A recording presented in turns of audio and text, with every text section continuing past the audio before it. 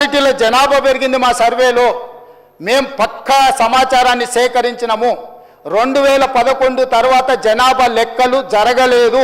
జనాభా లెక్కలు కూడా కేంద్ర ప్రభుత్వం ఇచ్చిన ఒక అంచనా ప్రకారం ప్రతి సంవత్సరం 1.20 మాత్రమే పాపులేషన్ పెరుగుతూ వచ్చింది.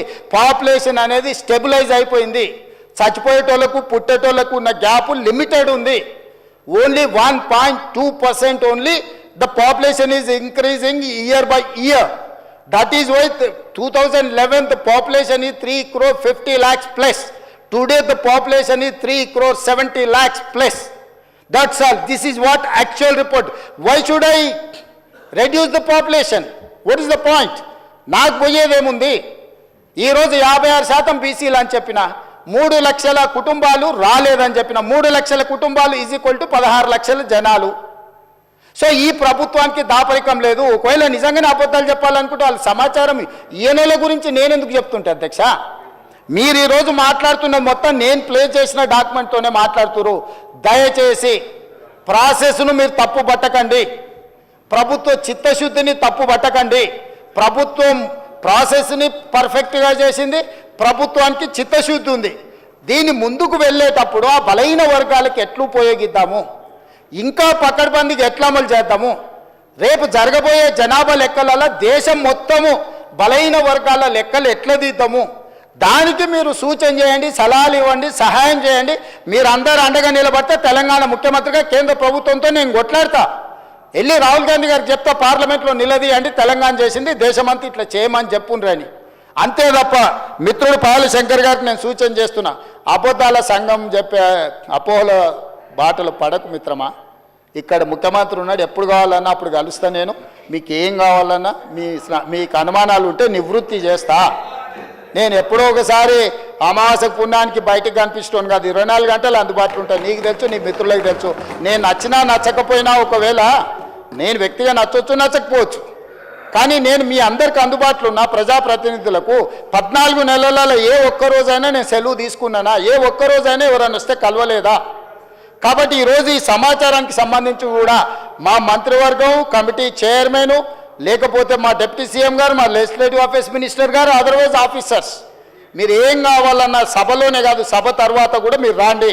ఫైనల్గా నా సూచన ఏంటంటే, ఎవరైతే ఇందులోకి రాలేదో, ఈ సర్వేలో భాగస్వాములు కాలేదో, ఇప్పటికైనా జనజీవన స్రవంతిలోకి రాండి. చంద్రశేఖరరావు గారికి, తారక రామారావు గారికి, హరీష్ రావు గారికి నేను విజ్ఞప్తి చేస్తున్నా, దయచేసి మా శ్రీనివాస్ యాదవ్ గారి మనసును అర్థం చేసుకోండి. ఆయన మనసు, ఆ పక్కలున్న మా మిత్రుడు గంగుల కమలాకర్ కూడా బాధపడుతున్నాడు. అరే మా బీసీల కోసం ఒకసారి లెక్కలేసినప్పుడు మా సార్ లెక్కలకి వస్తలేడు, ఎల్లుండి పొద్దుగాల మేము ఏం మాట్లాడతామని. దయచేసి నేను మిమ్మల్ని కోరుకుంటున్నా మిత్రులారా, దీంట్లో వ్యక్తిగా లేకపోతే పార్టీగా లిమిటెడ్ మేమేదో లాభం ఆపేక్షించి చేస్తలేం. ఒక మంచి పనికి ముహూర్తం పెట్టినాము. ఈ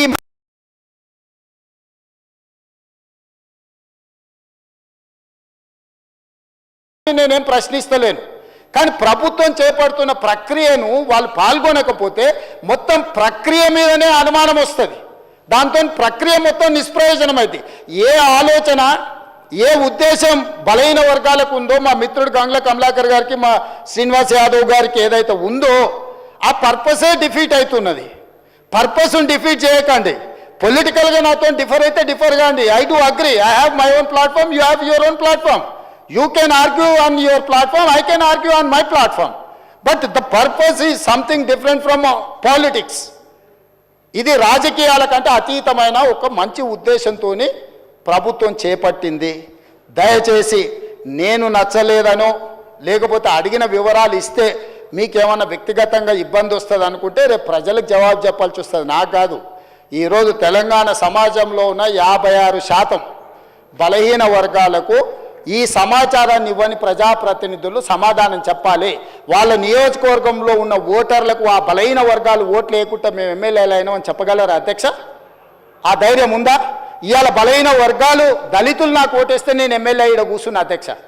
ఇవాళ ఈ ముఖ్యమంత్రి అయినా అంటే ఆ బలహీన వర్గాల, ఆ దళిత గిరిజన వర్గాలు మనల్ని గెలిపిస్తూ వచ్చినాం. మీరు ఎమ్మెల్యేలు అయిందా? ఆ బీసీల ఓట్లు లేకుండా ఎమ్మెల్యేలు అయిందా? ఇవాళ బీసీల లెక్కలు వేసినప్పుడు మేము సర్వేలో పాల్గొనము, మాకు రేవంత్ రెడ్డి జుట్టు నచ్చలేదు, లేకపోతే రేవంత్ రెడ్డి ముక్కు నచ్చలేదు. రేవంత్ రెడ్డి కోసమా ఇది?